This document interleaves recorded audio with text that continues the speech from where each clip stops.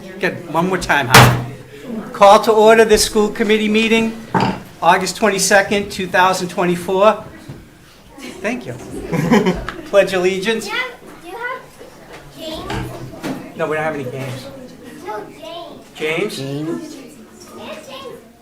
That's okay. I pledge allegiance to the flag of the United States of America and to the republic for which it stands, one nation, under God, indivisible, with liberty and justice for all. Here. Here. Nope.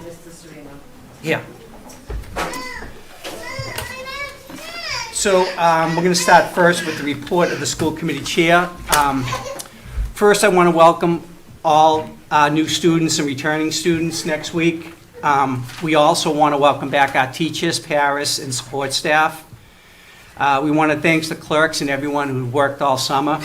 As a committee, we're excited to get the new year going and see the changes we made implemented. As always, there's going to be challenges, busing, registration.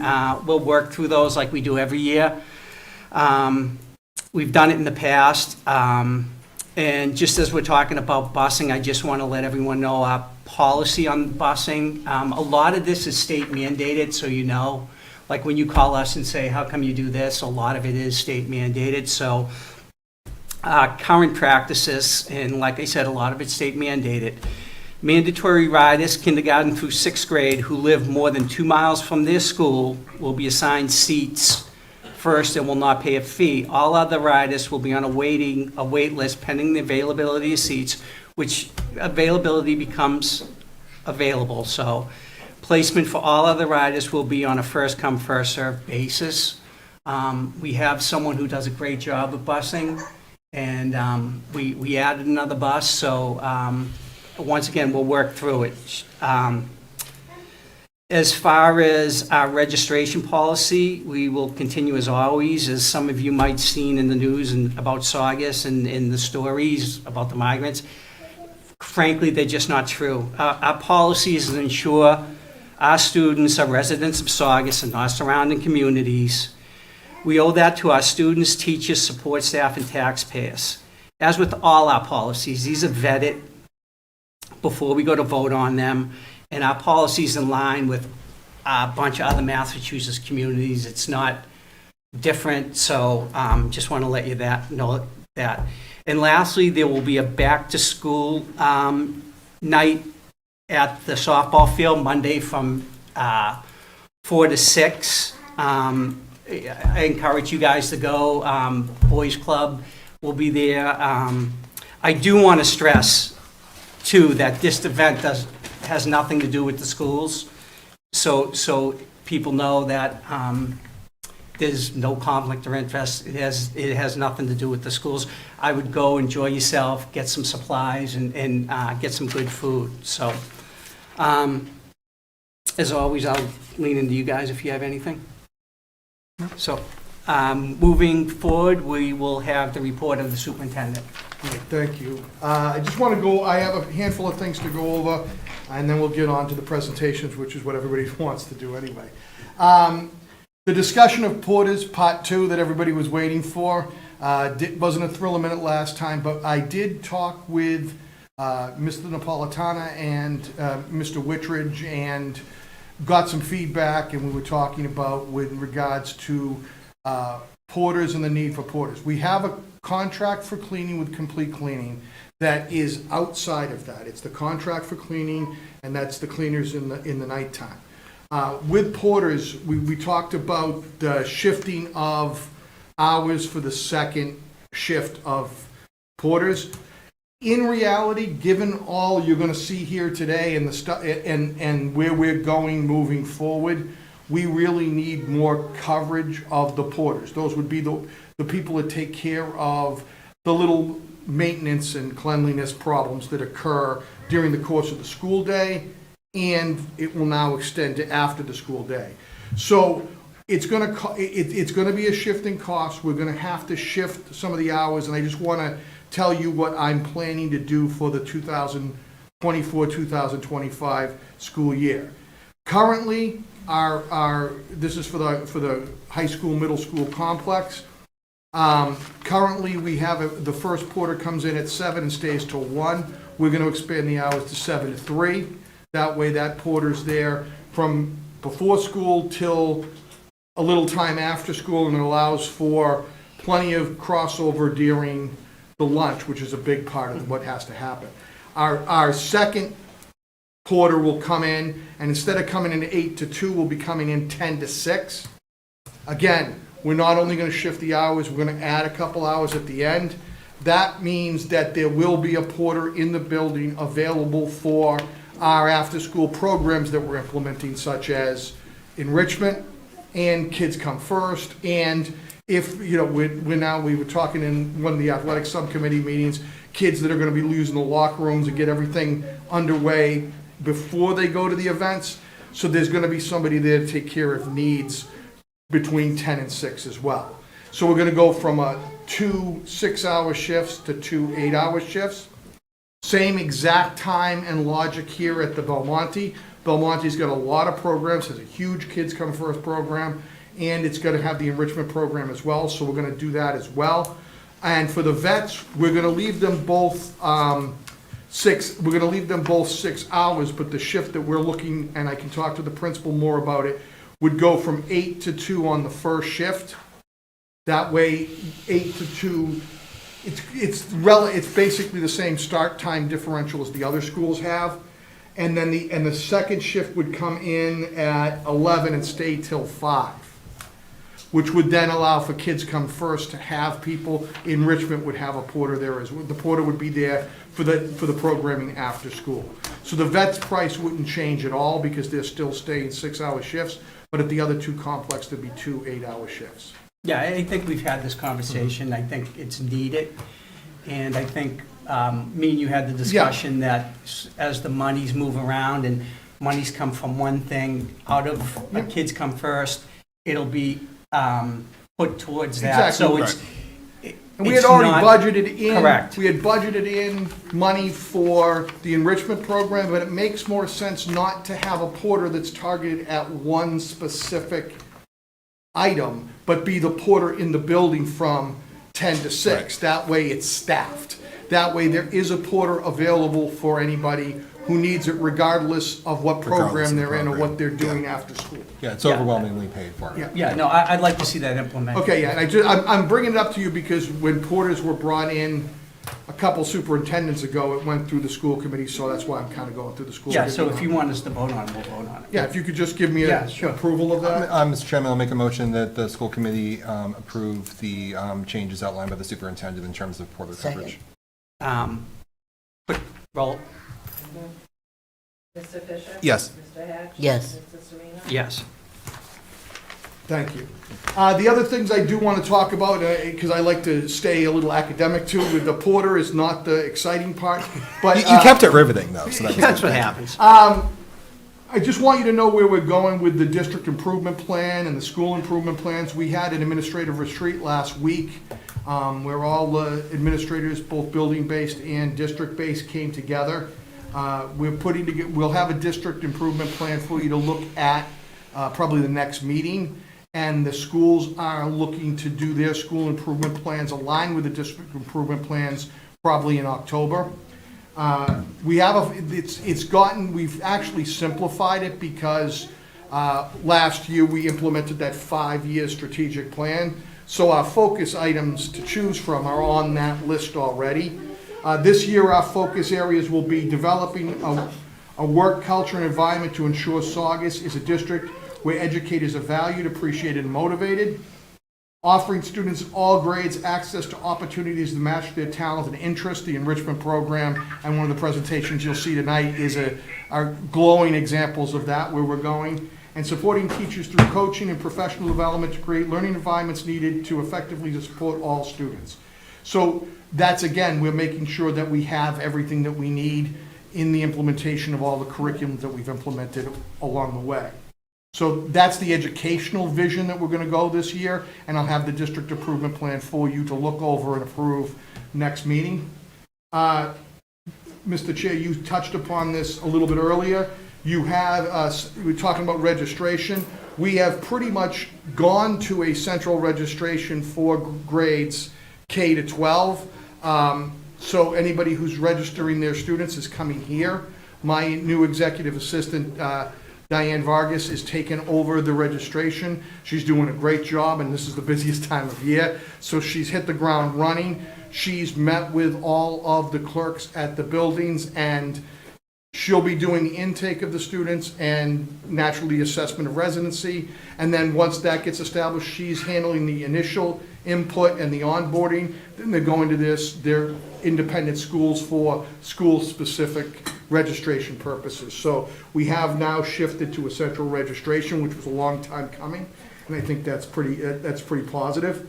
The rest of mine is just letting people know we have a new school year starting. I sent a community newsletter last Friday. I'm going to be sending one again tomorrow. The principals are going to be sending reminders and updates. So if you're looking for everything that's happening or where we're going or focus areas, that's going to be in all these newsletters. So take the time to look them over as a parent or a student or a guardian or caregiver. That way you can be aware of what we're focusing on. That's really important.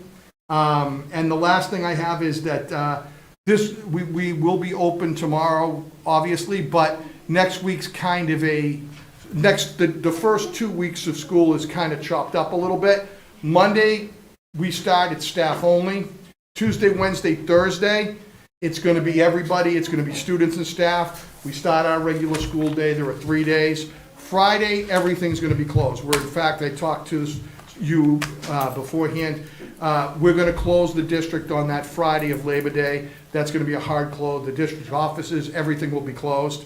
Closed naturally Saturday, Sunday, and Monday, which is the Labor Day.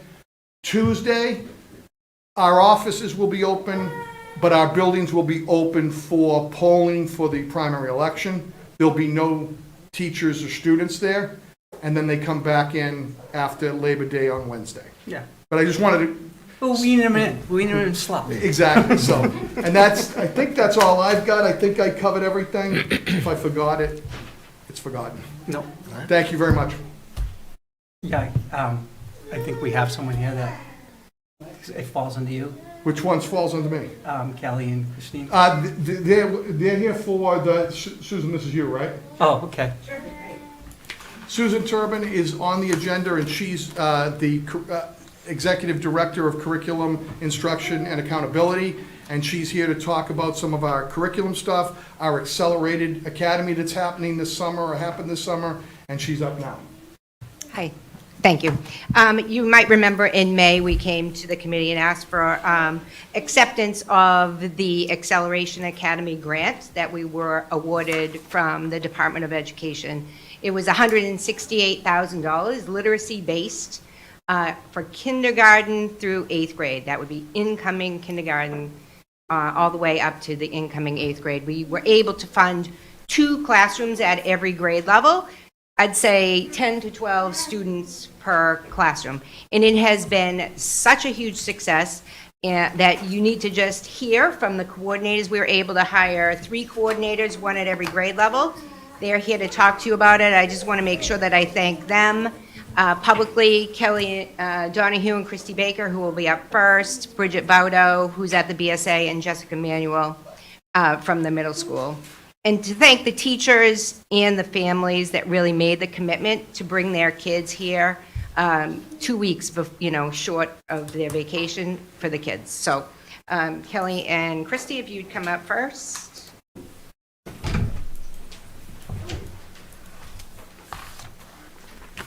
Hi, thank you. I am Kelly Donahue, and I was the director, but it was really Christy and I that were the director. She helped me with everything. One of us, I decided I was going to be the director, but Christy decided she was going to help me with everything. So it's really a team. We did a lot in the program. We saw a ton of growth from the first day that the students came in until now. They have learned their letters. We've made it a ton of fun. We had a glow party today that we had ELA centers that were based ELA centers And we're having a big carnival tomorrow. We had a tips and tricks class for the parents that Christy and I ran just to try to get them, to help them have a successful school year. And it's been a lot of fun. I think the kids have fun too, and we brought some of the kids with us so they can teach you what we've learned over the week. Want to come up?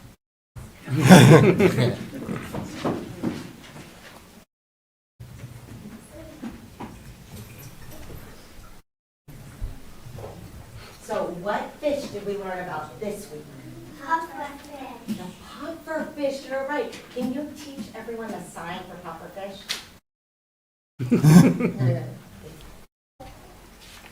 Fish, right? What's the sound that you hear at the beginning of pufferfish? Can you make that sound? And what letter makes that sound? P. You were ahead of me. You're right. P. And when you make that sound, what do you feel on your hand? You feel the puff of air? Just like the pufferfish, right? So we painted pictures, but we didn't use paintbrushes, right? What did we use to paint the pictures of the pufferfish? Forks, so then they look extra spiky. And can we share a fact about pufferfish? What can we tell them about pufferfish? What's in their mouth? What do they have in their mouth? 4 teeth, you're right. But I know that sometimes they're really small. They get really big. How do they get really big? I think.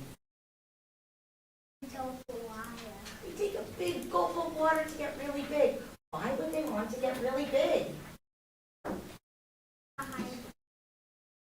Hide from the predators? That's a big word. What is a predator?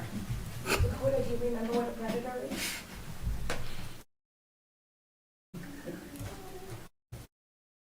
Animal that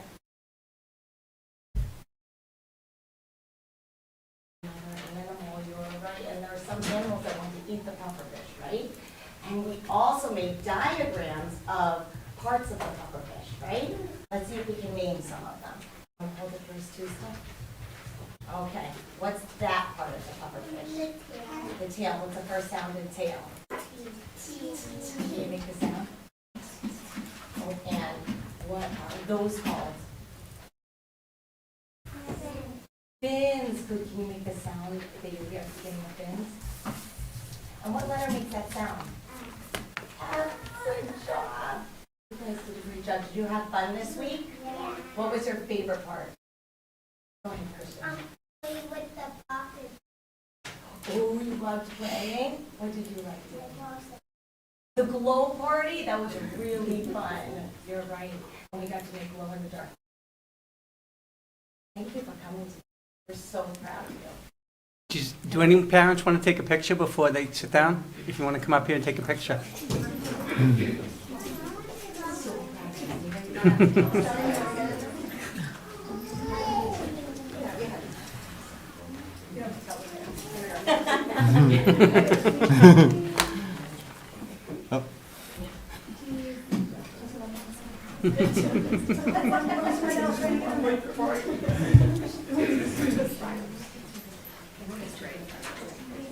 I also wanted to say that we had the most amazing teachers at our program. We really, really had the most amazing teachers at our program, and we collaborated and met before. We collaborated after school to work on things that we think could be better in the program, what things we could work on. We want to thank the parents and the students for coming, and we just think it was amazing. I assessed the students on the first day of the program, and I'm assessing them again tomorrow on the last day, so I will share with you the results of how much growth they made. But I can tell you, because I've been in every single classroom, and I actually taught some of it because I was missing teaching, but they, from the beginning, when I went in the other day and I was in Mrs. Baker's room running a center, and they knew so many letters, and not only the letters, they were making the sound, they were putting sounds together. They were doing great. So kudos to the parents for taking them there, and shout out to all the amazing teachers that worked the program. And thank you to Sue. Because we met with Sue. We were yes. Thank you guys very much. Thank you, that was awesome.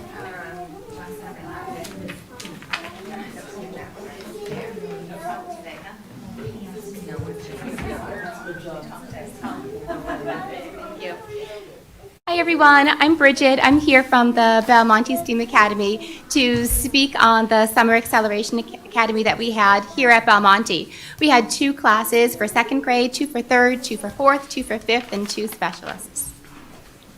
Here we go. So the BSA Acceleration Academy was a 2-week academic program designed to accelerate student learning through engaging standard-aligned lessons to meet the specific academic needs of students that were participating in the program.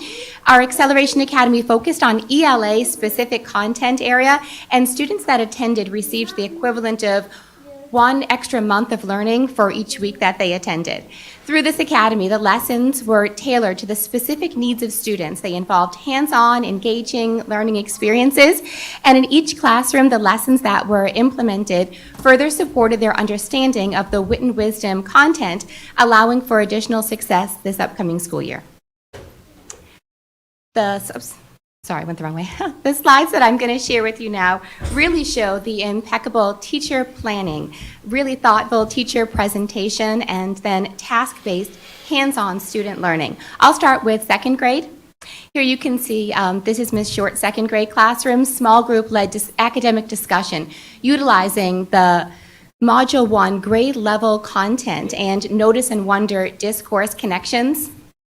This is Ms. Schultz's 2nd grade classroom, and she's demonstrating tiered vocabulary instruction, offering students multiple opportunities to say, write, make meaningful connections to words, and to build use of vocabulary strategies to improve comprehension. I also saw literature that was supportive of the grade 2 Wit and Wisdom Module 1 content, so the same content that the students will be learning next week in September, they were able to be introduced to throughout this academy. Hands-on learning allowed students to physically engage with vocabulary words and deepen their connection with the content. Here, this student is demonstrating the vocab word blubber by using the cotton balls to pat his hand, just as we would see in Sea Creatures. Cooperative learning opportunities allowed students to practice their listening and speaking skills in structured academic setting. Task-based language learning allowed students to actively connect with words and content, allowing for deeper connections and more meaningful understanding. Students received specific feedback and praise on assignments to further develop their independence within their grade-level written classwork. High-quality literature and materials supporting the Wit and Wisdom curriculum allowed students access to the grade-level content. They were building background knowledge prior to the beginning of the school year. So these students will find more success when they come back. Reading rotation structure, this is in 2nd grade, allowed for gradual release of responsibility. Students received explicit teacher instruction, paired partner practice, as well as independent work time to develop their academic stamina and implement the teacher feedback into their reading practice. Saw great things in 3rd grade. Look at these smiles. Active learning games. So they were playing games, but they were actually engaged in learning to speak, listen to each other, while continually building a strong language foundation. Teacher created and presented visual examples to provide an exemplar of support to support all learners and maintain high academic and learning expectations. And this is Ms. Maldonado's 3rd grade class. Here's Ms. Williamson. Students were participating in collaborative word recognition activities to support the Module 1 vocabulary and content. Daily fluency building activities encouraged student collaboration, strengthened their letter, word recognition, and decoding skills. These were notices that were sent home to the families from the 3rd grade teachers, providing additional resources to bridge the school and home learning gap and to ensure that parents felt supported while reading with their child at home. Students were on task and engaged in their writing activities to support their growth and understanding of written structure. 4th grade, direct explicit teacher instruction guiding students through the process of incorporating reading strategies. Each class had a maximum of 10 to 12 students, so they were really able to get that direct, explicit instruction that was needed prior to the school year. Intentionally planned fluency, word work, vocabulary instruction paired with curriculum aligned to text. Students were led through a creative arts approach as they were encouraged to learn strategies to independently support their vocabulary understanding. Notice and wonder comprehension instruction allowed for class discussions and student reflection. And this is Mrs. Maz's 4th grade class, where students' comprehension and understanding developed through visual displays, supplemental materials, and, as I mentioned, individual teacher support. Deliberate attention and focus was on fluency. The guidelines in this classroom were posted visually so that students could understand the importance of orally reading with correct pacing, accuracy, and expression. Thoughtfully planned schedules throughout the day was 8 to 12, allowed for word work, fluency, vocab, reading, and writing instruction. And differentiated fluency instruction was designed to help each student and meet them where they were at. And finally, we have 5th grade. Visual supports were offered to improve content vocabulary, which was crucial to students' text comprehension. Vocabulary chart instructions supported students through words, definitions, sentences. So here's just an example of one of the graphic organizers that scaffolded the lessons. Paired student work after teacher-modeled lessons on locating text evidence allowed for repeated practice and delayed mastery. So not just testing one day, but testing again. Notice and wonder chart structure was used and implemented to support the content vocabulary and comprehension of the Module 1 content. And again, this I think is huge, an increase in academic confidence due to appropriately tailored ELA designed curriculum and instruction. The teachers went above and beyond to design their lessons and their instruction to ensure that all learners were participating and growing. And this is Ms. Caparelli's class. TPR, so total physical response vocabulary instruction. Students were provided with opportunities to act out vocabulary words. Here they're getting ready to go on an expedition where they toured the school. Grade level wit and wisdom content vocabulary was explicitly taught and visually reinforced. And graphic organizers were implemented to generate students' ideas while responding to the text. Paired fluency practice, these students are working together to gain exposure to the upcoming grade level text, as well as learn the strategies and build routines to practice oral reading daily. Opportunities for students to lower their affective filter, ask and answer questions in a low-stakes small group environment. And finally, in closing, just some feedback that wasn't asked for or solicited, but just some emails that I got during the week from parents. The first one says, I wanted to tell you how much my children are loving this program. They're coming out talking a mile a minute about what they did during the day, and they're so happy to share with the rest of the family about what they learned.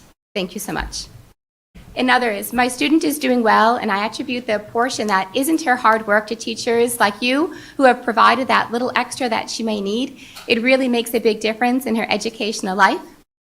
And finally, thank you for organizing this program. My student is so proud to share the schoolwork that he brings home and is finally practicing his reading at home. Getting him to read has always been a struggle, and we're so happy that he wants to learn. So thank you for having me here today and allowing me to speed through these slides. I could keep going. There's a lot. There was so much learning that took place these past 2 weeks. Oh, thank you so much. Thank you. And then Jess is going to just do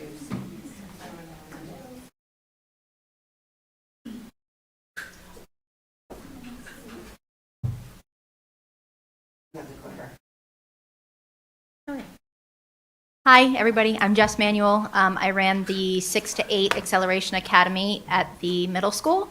As kids get older, they become less likely to enjoy having their faces photographed, and so you will see a lot of pictures of the backs of heads and work being done on desks, but very few actual children wanted to be photographed. This, however, is a group of the 6th grade students that felt very comfortable posing for us in front of the Saugus sign. So the students came in at 8 every morning. They had 2 quick breaks throughout the day, and they worked in their grade level classrooms until 12. Again, just like Bridget's academy, we had groups of 10 to 12 in each classroom so that they got individualized support. they were using a curriculum called Common Lit 360, which is actually going to be the new curriculum for the high school that we are implementing this year for the first time.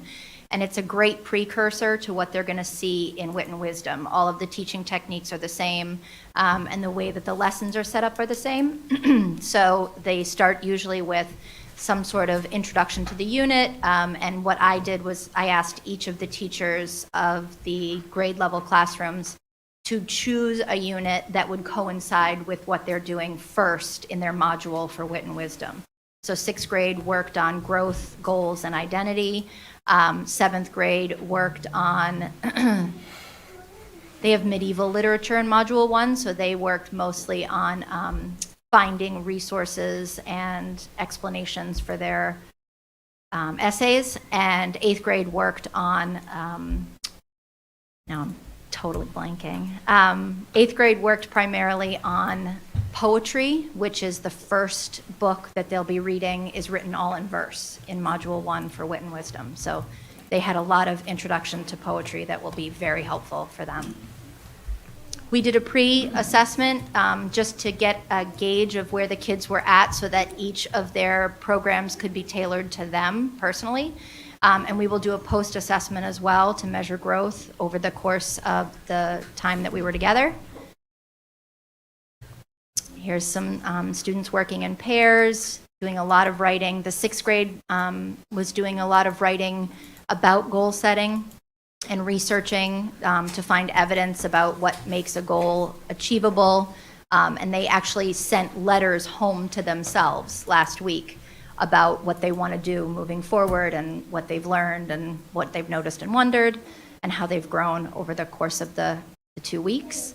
And they will be doing a presentation tomorrow at 11 o'clock where they're presenting their slideshows of their goal setting. This is a rough draft of one of the letters that they were working on. A lot of backs of heads.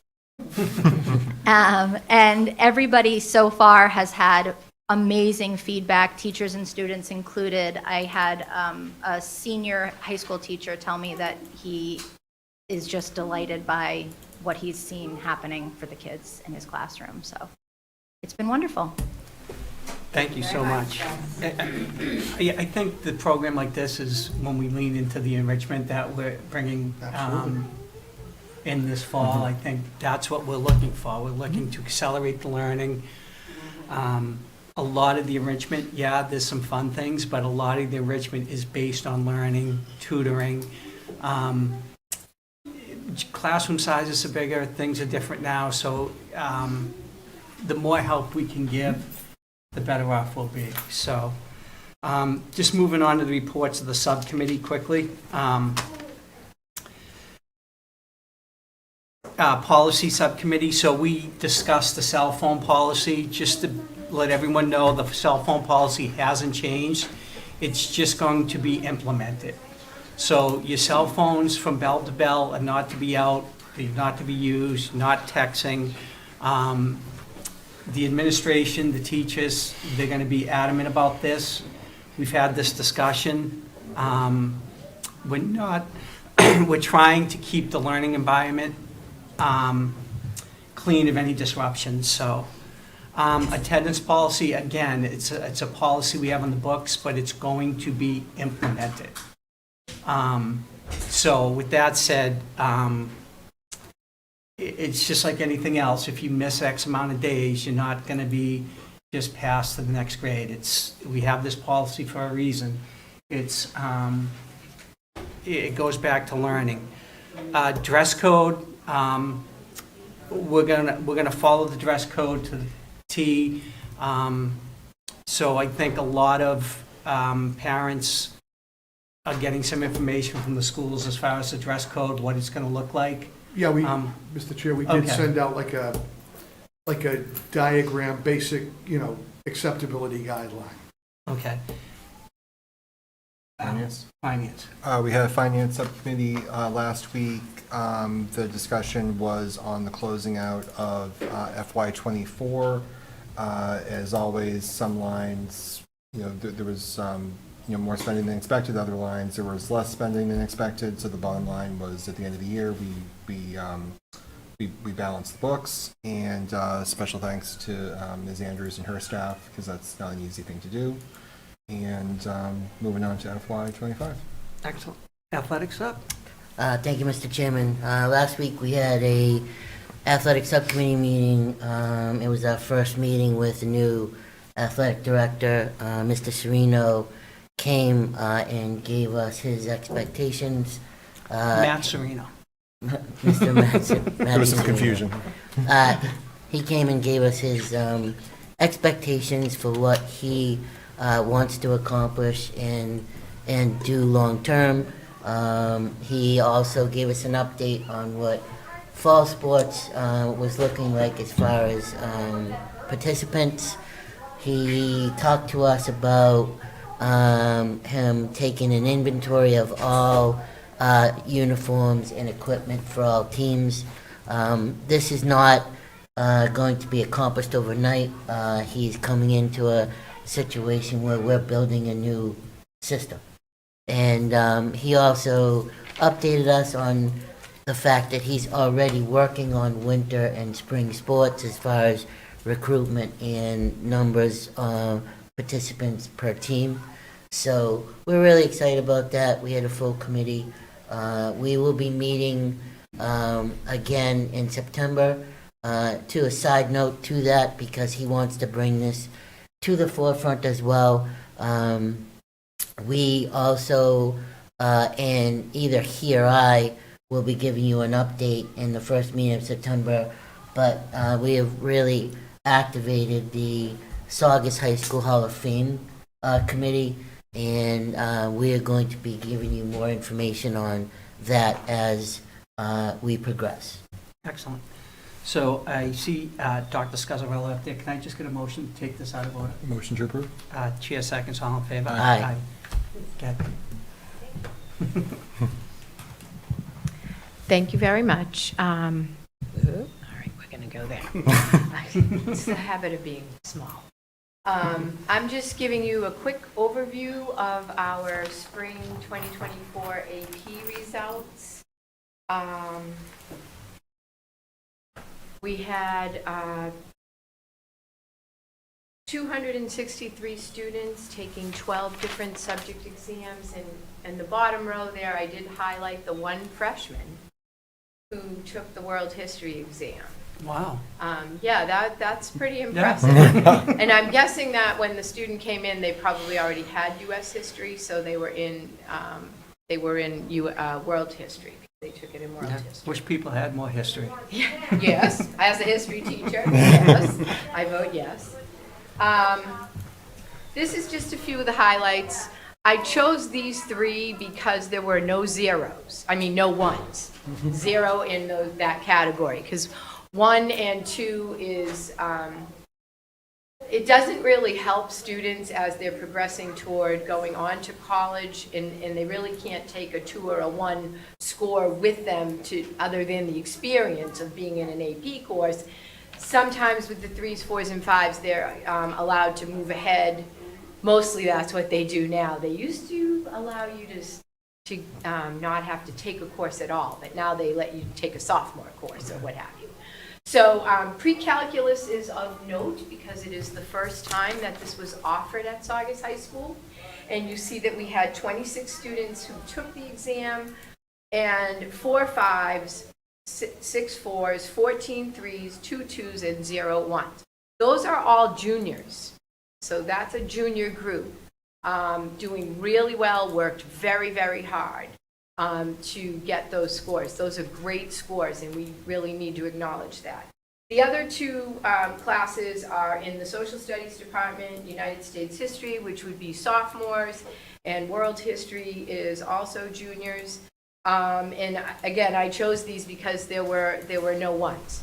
And it's nice to highlight that, because when you see a little further down, we're going to highlight some other scores. So a piece of the AP program is the College Board recognizes students. They actually get recognition for getting certain scores on the exams.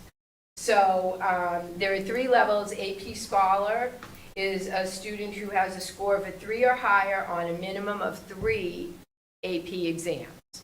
The AP Scholar with Honor is they have to have a minimum average of 3.25 across all the AP exams that they've taken, and they must have had a 3 or higher on at least 4. And then you see the last category is the AP Scholar with Distinction. That's a minimum of a 3.25 average on all of the AP courses that the student has taken and a score of 3 or higher on at least 5 or more exams. So if you look at our 2024 group, you had a total of 23 AP Scholars, and I broke it down so you know where the juniors are going to be, because those are our current seniors. So you had 11 seniors, 12 juniors. For the Scholars with Honor, you had 5. 4 of them are juniors.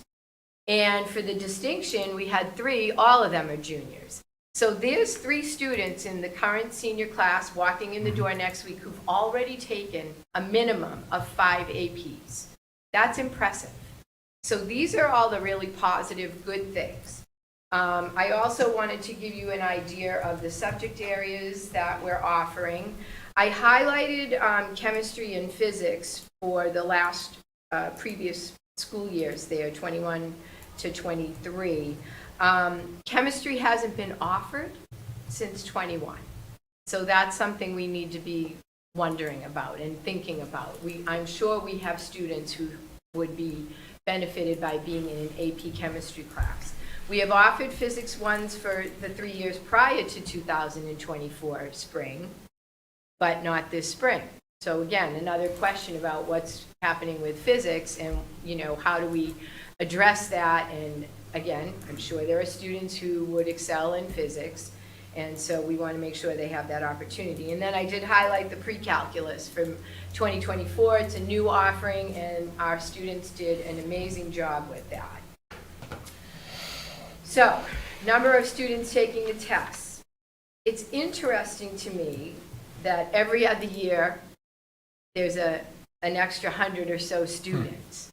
So I'm planning to try and delve into a little bit about what that's about. Typically your numbers stay the same, stable, and I'm wondering if that has something to do with the students. There's more tests offered for juniors than for sophomores, so perhaps that adds to more students being in that sophomore and senior group as opposed to the juniors. So something to think about and something to investigate. And then I did want to highlight your number of AP Scholars because you can see where we did really well this past spring with 31 total students being recognized. And if you look at the left column, AP Scholars, it's gone up every year. So that's a really positive piece. It's just nice to have our students recognized by the College Board. It's something they can put on their resume for school, and it shows that you have some students who take this very, very seriously. So that's the 4 years worth of individual data. So now we get to the area where I have some concerns. I broke this down into the 3 bars of the 2 different pinks are the 1s and 2s each year. And the blue is 3, 4, and 5 all together in one graph. And then I gave the numbers over on the side. So for 2021, if you add up the 1s and 2s, you get 87, and the total of 3s, 4s, and 5s is 89. That's the only place where the 1s and 2s are less than the 3s, 4s, and 5s. The other years, you can see there's a lot of students who are making the effort to be in the class, take the test, and yet they're not able to get higher than a 2. So it does beg the question of, a few factors. Is it time on learning in AP classes? Do we have enough time in our schedule to be running an advanced placement course, which is a college course? The curriculum is a college curriculum. Is there enough time in our current schedule for those students to be learning what they need to learn in the 180 days? And actually, a lot of this is seniors, so they're done in May, and they take these tests in May. Even the juniors and sophomores take the test in May. So we really aren't doing the full 180 as far as material goes. Another question is, are the teachers all properly trained? So that's something that has to be asked and answered and addressed, because the AP through College Board has very specific training for the teachers that take this on. Everybody who teaches AP US History across the United States teaches from the same curriculum with a few variations that they're allowed to put in for readings and supplementary materials. But the curriculum is uniform across the country. So it doesn't matter what town you take AP classes in, the curriculum is the same. And that's how College Board judges this, is this is the same curriculum, so that's how they can compare students from, I don't know, Nebraska with students in Massachusetts. So another question is our student dedication and commitment to the learning and to the work. AP generally requires summer work. It requires work over vacations. Are all of our students in these classes doing that kind of participatory work? You know, are they serious about it? And then there's the question about, it's been brought to my attention that sometimes the students don't want to take the test when it comes time in May. And I think we highly encourage and try to, you know, really make sure they do take the test. So some of those 1s and 2s could be students who just said, I don't really want to take the test, so they just fly through it. And I wouldn't be surprised if some of that is there, because the 1s and 2s are high. That's a high number when you add those together of kids who aren't getting to the place with a 3 where you can pick up some college credit. So overall, I think it's great that we have between 12 and 13 subject area tests that we're offering, and we have a good amount of students who are participating. We probably could have even more students. So again, something to look at. But I think that my plan is to sit down with the AP teachers and have this conversation and get their input into what they think we could be doing to support the program more, to support the individual teachers more, and to give more opportunity for our students. Because these typically would be your students who would come to a review on a Saturday, or come to a review after school from 5 to 7 and have pizza and, you know, talk about questions they have on the test. Because by the time you get to March, you really do have to go back and review what they started on in September and October, because they've moved quickly. The curriculum moves forward fast. So some things to look for, some areas for improvement, but I think, you know, the highlights that I pointed out, the number of students we have being recognized for getting 3s on multiple tests, that's a wonderful recognition for our students. And then those 3 tests that I highlighted, there are other tests where a lot of kids got 3s, good amount of 4s, the 5s kind of peter off, but they still had the 1s. So those are places where it's sort of like when you look at the MCAS, you want to move kids out of that partially meets the standard into the meets the standard, even though they're still passing. We want to move them along. So we want to encourage these students to strive for the 3 and the 4. So I need to talk to the teachers to see what's going on. So that's it. And overall, it's pretty decent. I think we can be better. And I hope to, when I talk to you about this next year, I hope to have a better look as far as 2025's group and how they do. No, thank you. And there's a lot of encouraging things there, and I also am encouraged that you're here and involved and taking your wisdom and Brendan's wisdom about how we can get there, and I'm really encouraged. The one thing I'm taking away from tonight really is looking at it, how we are so focused on education and how we can get there. You know, I think that's the one thing that I hear from all the parents is what are we doing educationally? What are we doing to help these kids? So I appreciate it. I'm excited by what's up there in the scores, but I'm more excited to the fact that we're here and we're talking about this, because I don't think the general public and some of our parents actually know how deep we dive into these scores and the whys behind it. And I think that this is, as Mr. Sereno said, this is all encouraging and just another demonstration of us moving forward. I just want to thank you for breaking that down for the presentation. I was really, as these guys just said, I was really heartened to see some of the hard work some of these kids are doing, especially that one freshman. That was And I an, think the student got a 4. wow. That's. If I go back and look, I think it was a 4. That's pretty impressive for a 9th grader.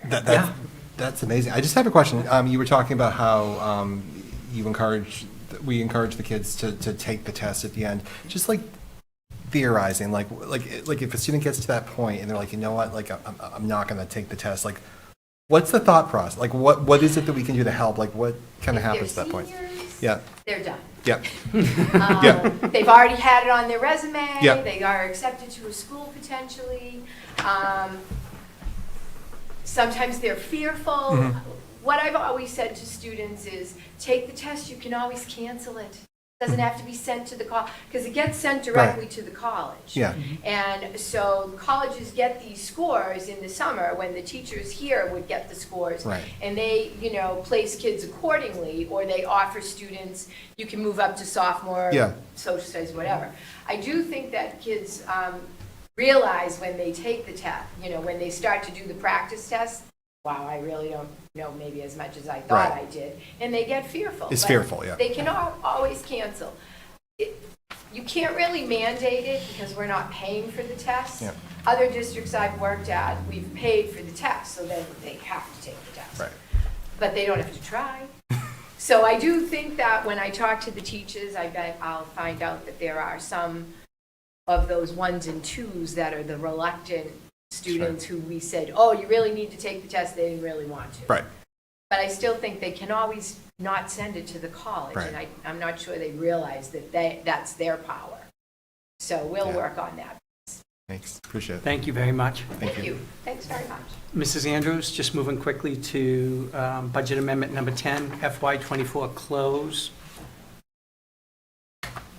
So you have before you Budget Amendment Number 10, which really, all it does is capture any excess in the lines since we last voted the last budget amendment at the end of June.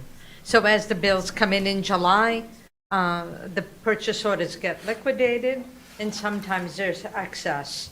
And in this case, the excess really was McKinney-Vento, which is a wild card. Boston Public Schools go to school till the end of June, so we really have no idea what those bills are going to be, and we took a best guess based on prior years. And the electricity and natural gas bills came in less than we thought.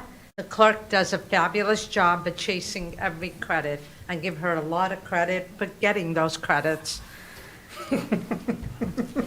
Little accounting joke. See what you did there? So that's about it. So, and then there's a few lines that were a little bit over, minimal, $25 here, $50 there, mostly because, the shipping costs came in a little more. So no concerns whatsoever. We finished the year in a very good position. We're going to take the excess and alleviate a few of the accounts. We're going to alleviate Atlantic revolving so that we carry a balance over, but we fully expend what we took in, but we don't go over. Okay, that will keep our fees constant. We alleviate circuit breaker. We had anticipated that we were going to take a little bit out of this year's circuit breaker. The excess allows us to carry the full balance over.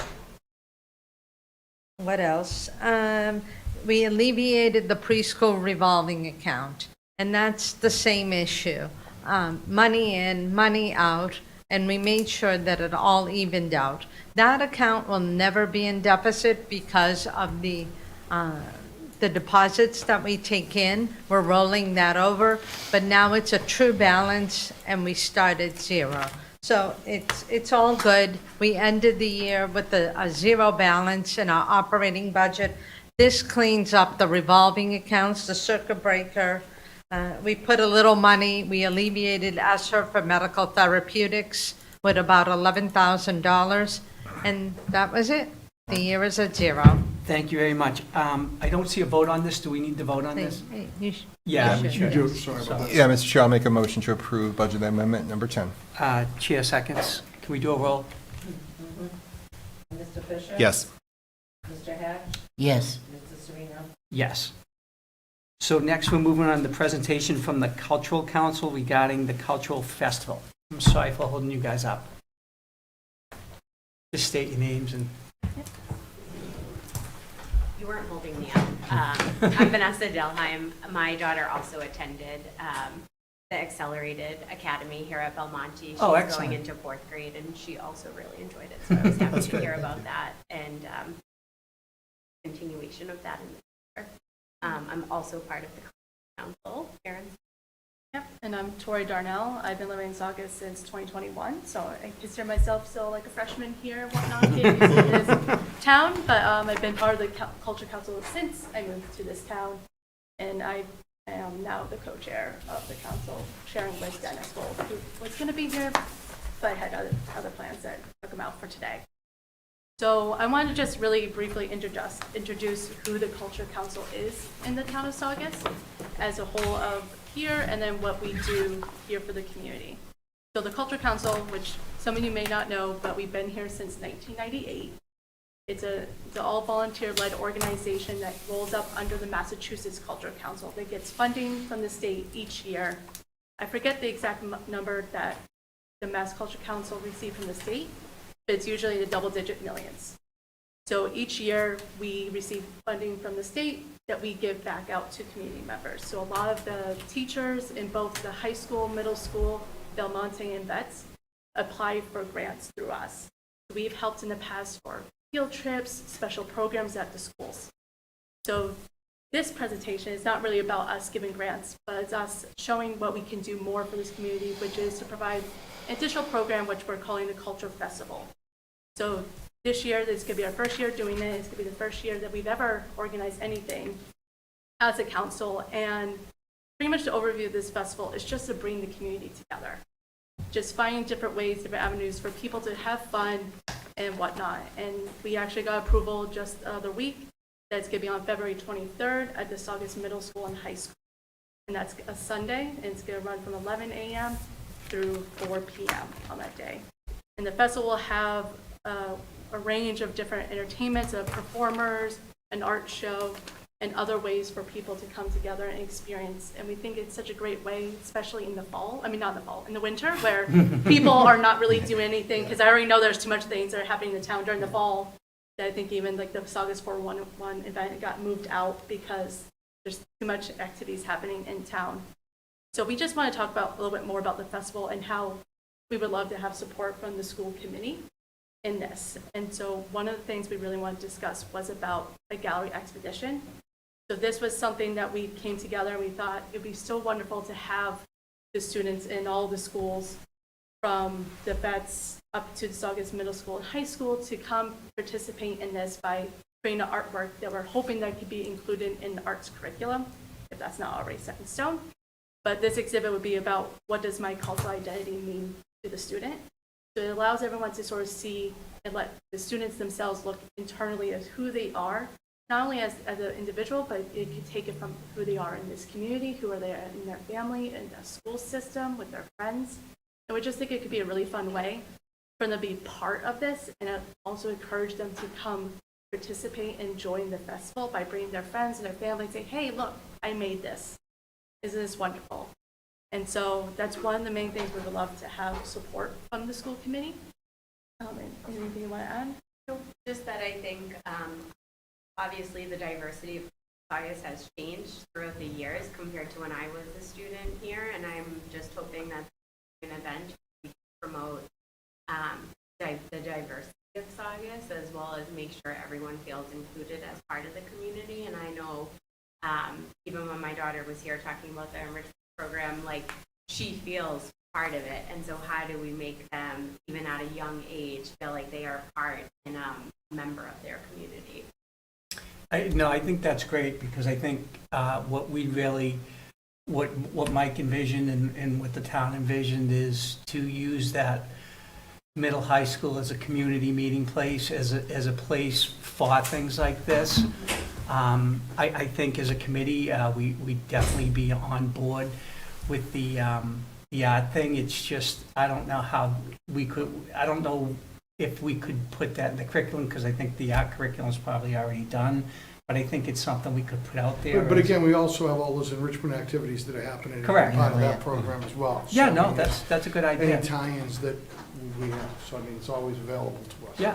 And I know last year for third grade curriculum, they talked about migration and immigration. Yep. And I thought that maybe at least for that grade, or if there was other potentials like that where we could incorporate it. Yeah, and I can have the principals talk to the art department. Again, this would be a way to showcase art in general, too. Yeah, So no, it's not absolutely. just- Sure. Absolutely. Kind of just both. Who are you communicating with or in contact with the schools? So Dennis is the person that's doing all the connections, so I don't know the names per se, Okay. but if there's certain names that we should be saying, they will do. Okay. Mr. Brendan Chair, that's- Sullivan. yeah, exactly, because Principal he has Sullivan. actually been working to coordinate the event, Yeah, and he's got half the students. okay. Yeah, so truthfully, our emails are right on the website, so Okay. please keep us updated, you know. Well, I think this is a great idea. Like I said, is we want to use that place as a community center, and this could be the first step towards that. And Absolutely. then there might be follow-up too if we create a handout, if that could go out in one of the newsletters. Absolutely, Or yeah. something like that, so we are reaching multiple. As long as you're a nonprofit. Mr. Chair, yeah, if there's anything for the newsletter type of thing, send it directly to me. Okay. That way I'll get it on there. Yeah, thank you for doing this. No, Thank we're you. looking forward to it. Thank you. Thank you. Update for, well, can we just take a quick vote to take this quickly out of order so we can do yours, so we're not holding those guys up? No, they're fine. Okay, they're fine. You said it, not me. Respect. Update from the enrichment coordinators?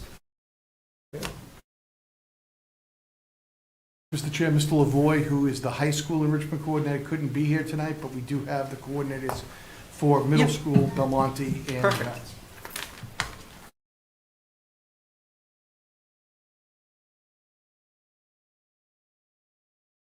It doesn't matter. Anyone? Who's Belmonte? Hello again. Thank you Wel- for having welcome back. Thank Thank you you for for all having you me do, here. by the way. So I'm really excited about this program, the After School Enrichment Program at the Belmonte STEAM Academy. So just to take you back a little bit, at BSA we had a pilot program last year. We received positive feedback from families, teachers, students, and the school community. So my goal now in this position is to extend the program to 4 after-school days with 4 6-week sessions to increase the variety of enrichment offerings and to ensure that all students find a sense of belonging and are able to explore new interests while making friends and gaining academic confidence. Ideal enrichment programs will include academics, physical activities, social emotional learning, performing, and visual arts, as well as other special interests.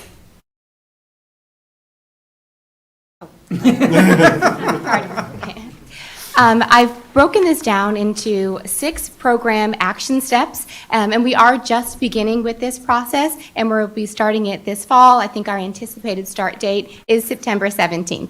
So step 1 was the teacher recruitment process, and this was huge because in order to have a successful program, we needed the Saugus educators to step up, and boy, did they.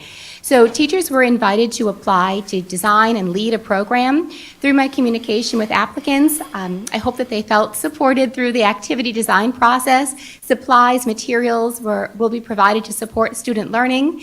And as of today, there will be 11 after-school enrichment activities at the Belmonte STEAM Academy.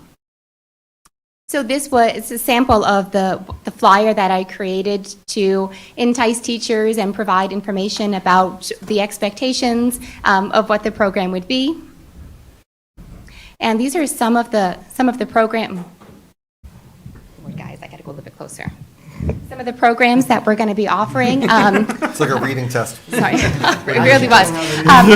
Sorry. So we're offering a book club, an SEL club, social emotional learning. We'll be offering mindful movement, basketball club, Girls on the Run will be back again this year, arts and crafts.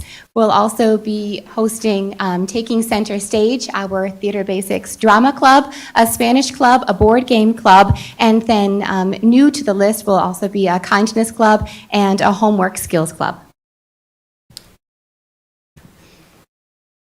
Okay, sorry, this I can read.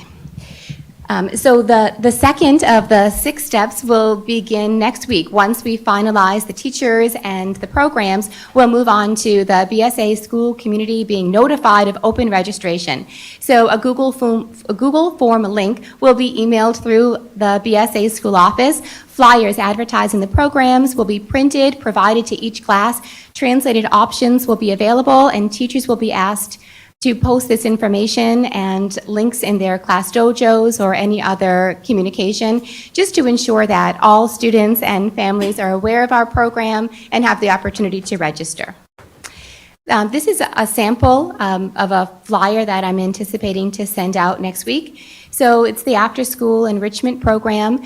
Currently, our offerings will be just on Tuesdays and Thursdays, 2:15 to 3:45. It will be a 6-week fall session.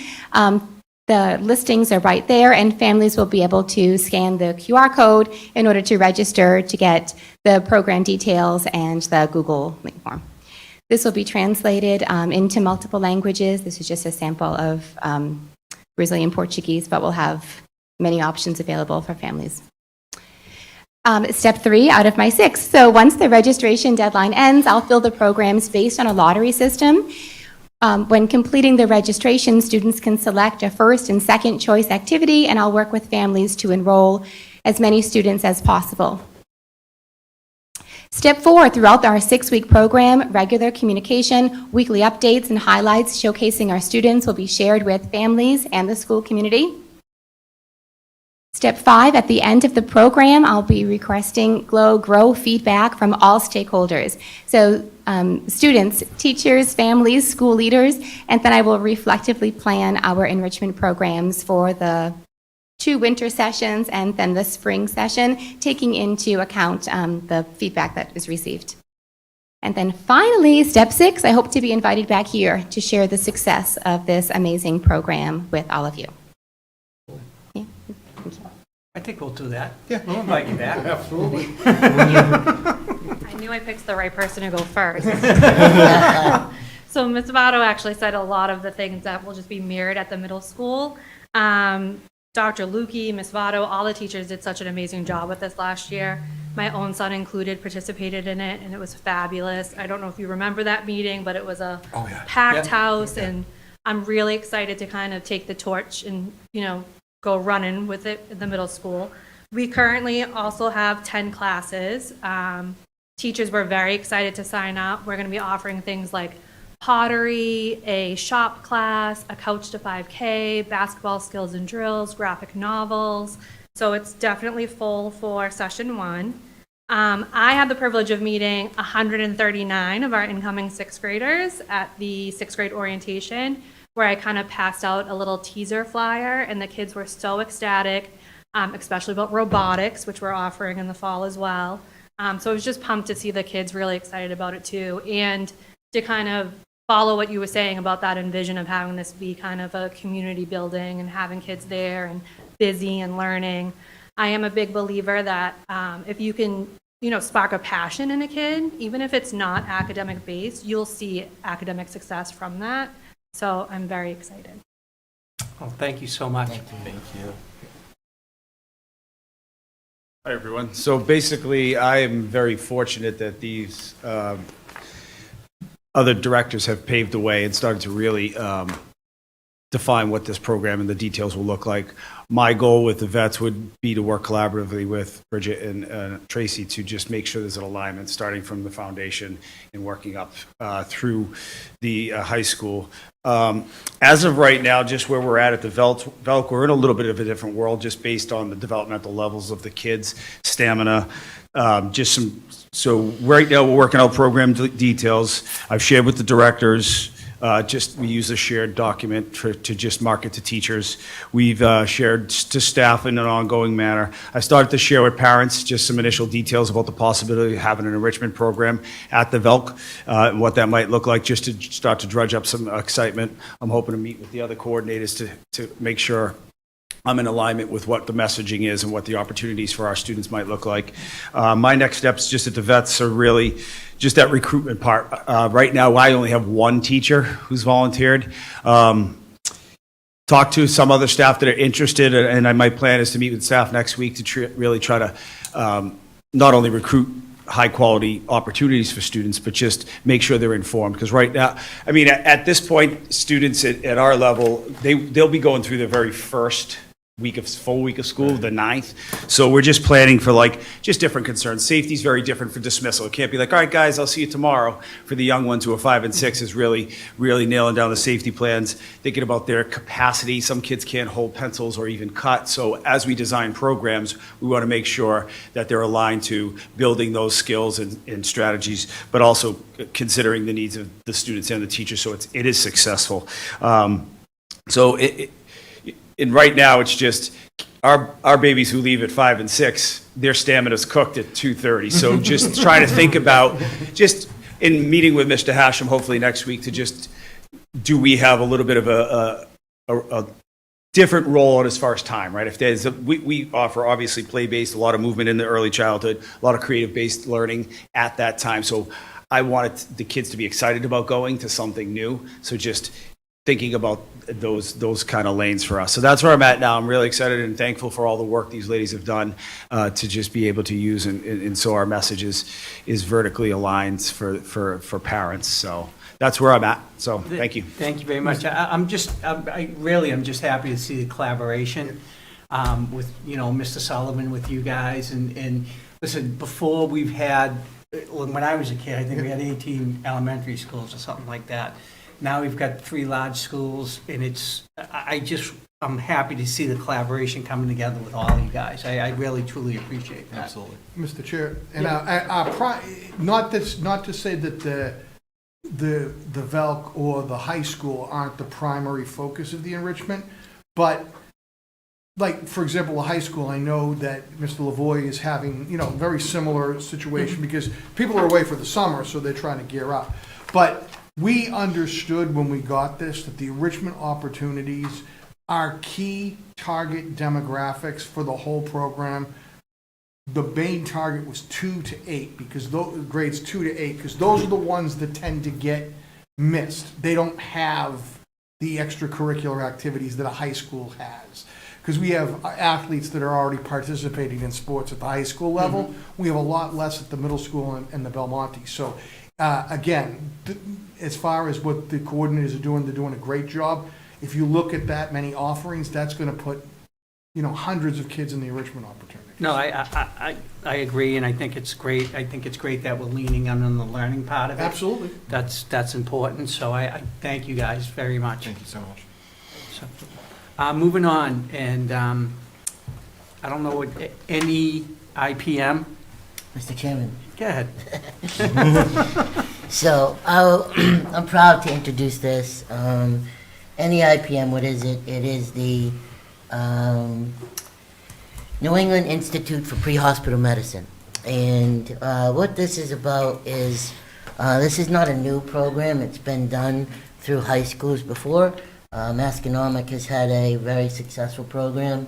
I actually myself have been a mentor to a Masco student years ago. But how this came about was I was thinking about, we're always thinking at my company about what we can do to help community partners and whatnot. And this school committee has talked often about what can we do extra to give our students a leg up on others and get them prepared for what they're going to face when they get out of school. In my career, I am blessed to work with some of the finest men and women, first responders, that I couldn't be more happy. I mean, if anybody has a career like mine, I'm happy for you.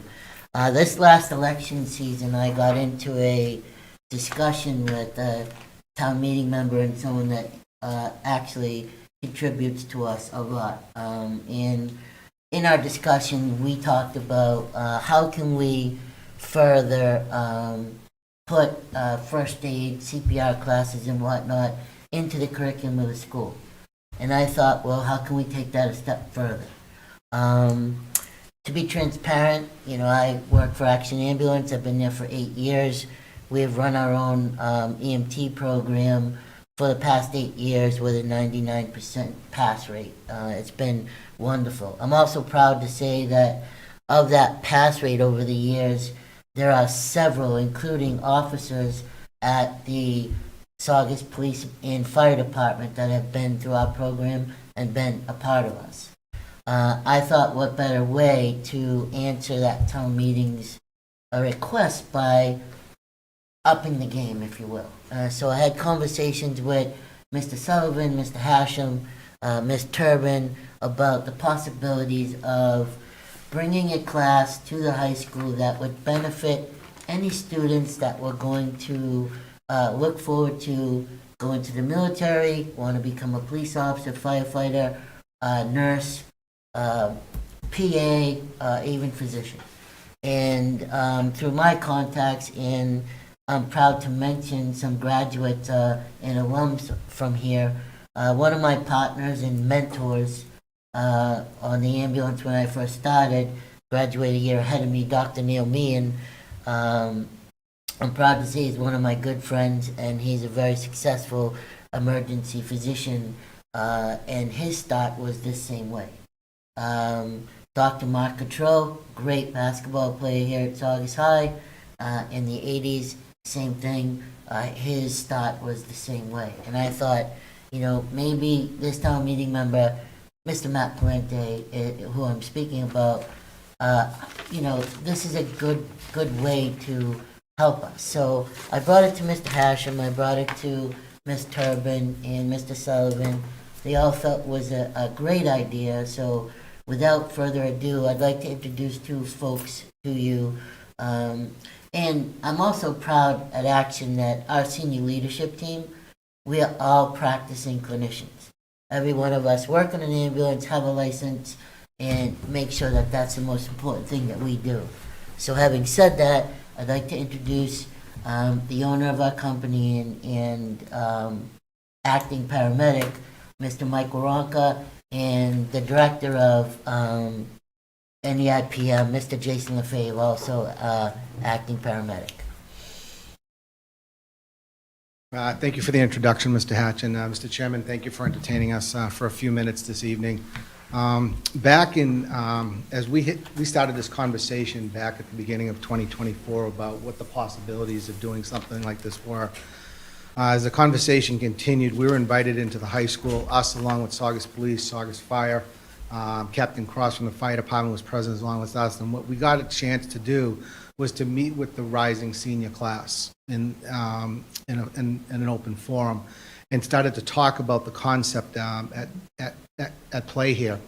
And what we discussed with them is that this is an opportunity for you, that we can bring the teaching to you, and it will allow you the opportunity to look at an EMS, fire, public safety career, FBI, a whole number of different things, and then also create the opportunity for you to establish a career pathway for you, where we have the ability to place you, and we have connections with the community college system here in the state, and also Mass College of Pharmacy and Health Sciences as well, to be able to place some of these students into some of these programs as they progress through their education and their journey through life. So that was what our goal was, is to be able to start early with these students and to give them the options, and not only the options, but give them access to professionals that can give them that guidance to do that as well. And thank you to the superintendent and the principal of the high school. They just opened up the doors and the communication with us. And we view this as it's going to be an incredible cooperative here. And we also believe that there's also a footprint here to expand this to other high schools around the Commonwealth as well. And that the fact that the community college system is getting involved here, where graduates of these programs are probably going to earn college credit from an EMT program. They're doing it with our paramedic program now. We can get them into paramedic training, which is much more intensive. But it's an exciting chance for students to do this. I wish I had that opportunity when I did my EMT class when I was 18 years old. And after that, working on the streets of Lawrence as an EMT right after graduating from high school. So I'm going to turn the conversation over to Jason, who's been working on the curriculum side of this, and talk a little bit about what's worked out and what it looks like is signed up. We're just super excited about the response by the students, and the interest level is just absolutely amazing. So thank you. Thank you. Thank you. Superintendent Hashem, Mr. Hatch, Principal Sullivan, thank you for opening the door for us to do this. This is very important to us because, especially Mike, myself, Mr. Hatch, we're all doing this for over 30 years. We've had the opportunity to start as an EMT, work our way through a career path, do different things. Mike obtained his MBA working as an EMT, as a paramedic. John's HR, and now he's a politician. Not now. Myself, He's always now, been. Myself, now I'm working back into my first love, which was software. Just opening doors. So this is really important for us because we didn't have this guidance. We didn't have this opportunity. It was, there you go, sink or swim. This is so important to us that we're actually hiring guidance counselors, Mike mentioned, a career guidance counselor as part of the school. So as the students come through, employees at Action, we can help guide them. All our instructors are practicing field providers, EMTs, paramedics. Has to be, right? It's one of those things. Multiple levels of COREs. We take our student safety incredibly serious, right? So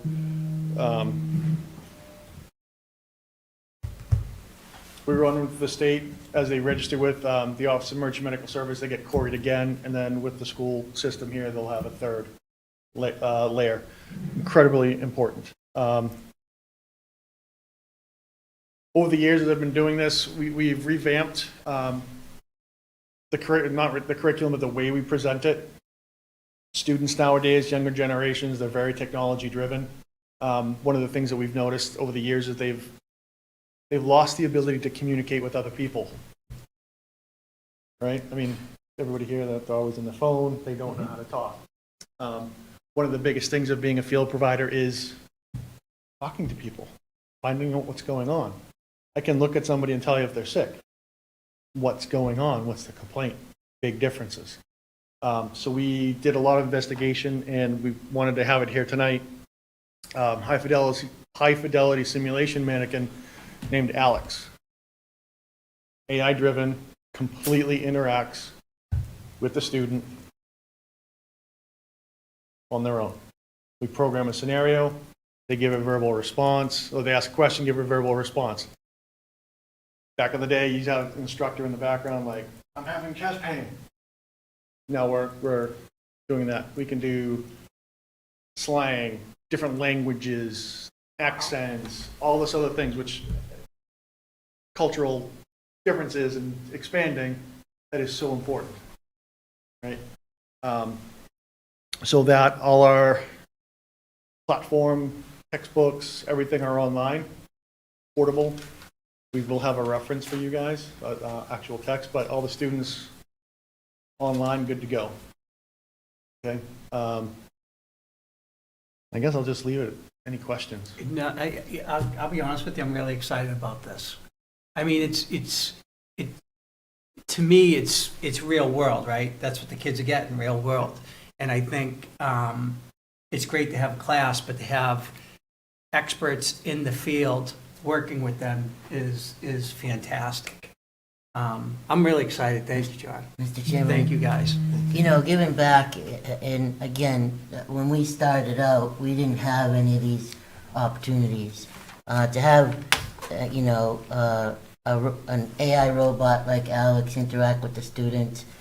Alex's eyes are cameras. We can see what the students are doing. Jason can program a simulation in a computer, and this robot takes over and interacts with the student. The textbooks, come, as Jason said, come with a computer-aided generated platform that they can also learn on their own. The nurses and doctors and firefighters, guest speakers that we have lined up to come, including Mr. Cross, including firefighter Aroni. We're excited to all of these residents who are doing this in the field to help these folks move forward. And one of the things that is also important to stress at the end of this class, these students are going to receive a state licensure, and they are going to be given a guaranteed real job working, making money. This isn't just a class. This is something that they can fall back on with 100% guarantee that they can get, that they will be placed in a job. So we're excited about that. More excited that Mr. Sullivan, Mr. Hashem, Ms. Turbin, found the value in this, and even more excited that as a community partner we can, help do this for the system. Excellent. Thank you very much. Thank you. Moving on to approval of school committee minutes for 6/20/24. Motion to approve? Chair seconds, all in favor? Aye. Approval of school committee meeting minutes for 7/24/2024. Motion to approve? Chair seconds, all in favor? Aye. Approval of school committee meeting minutes for 8/8/2/24. Motion to approve? Chair seconds. All in favor? Aye. I abstain. I wasn't there. Acceptance of $1,000 from SBEC for new teacher orientation, which we had, which was wonderful. Yep. We've got a great group of new teachers coming in. Me and Mike were just talking, looking at the teachers, how old we feel. Time sort of passed me by. Yeah, so, Motion to approve? chair seconds, all in favor? Aye. Aye. Public comment, seeing none. Do I have a motion? Motion to adjourn? Chair seconds, all in favor? Aye. Aye. I remember to do that. Thank you very much.